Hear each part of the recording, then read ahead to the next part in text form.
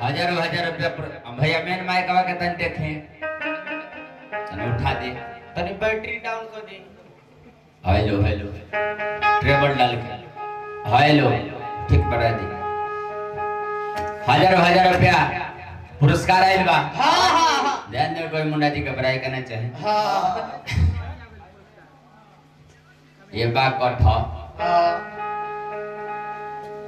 अब हमने कहो जगह पे चले के बाद जुटल तमाम श्रोता समाज के बड़े बड़े विद्वान के कदरदान के मेहमान के सुजान के स्वाभिमान में संजीत सिंह के तरफ से हार्दिक हार्दिक अभिनंदन।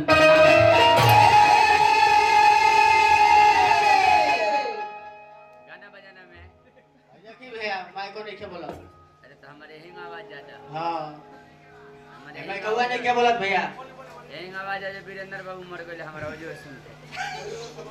हेलो देखी भैया हेलो देखी वीरेंद्र बाबू एकर तरह चेंज कर दिना होगे तो वीरेंद्र बाबू के दूसर का रूपा माइल बंदे। हेलो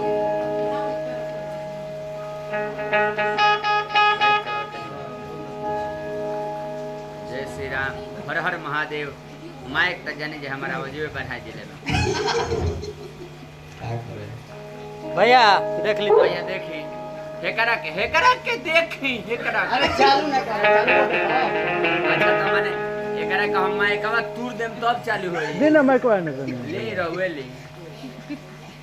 रोवे ली ओकरा के चालू करी। हम जब लेके आए तब ले लोग हंसी माने कुर्सी पर के लोग हंसे चाहे ना स्टेज पर लोग हंसी क्योंकि हमरे इतना चाहिए।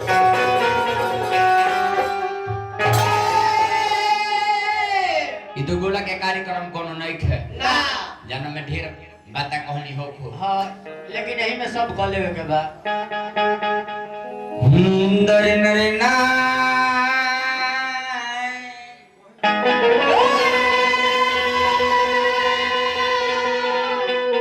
सावरिया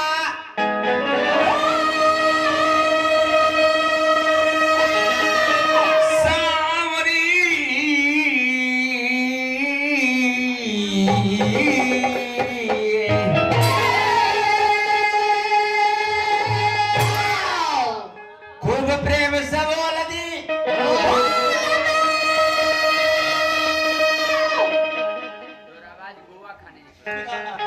बाबा महेंद्र नाथ की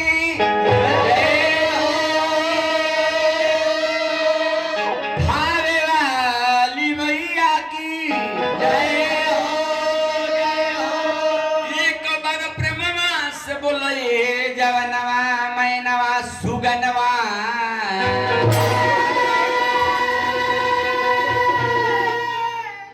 वीर पवन सूत हनुमान के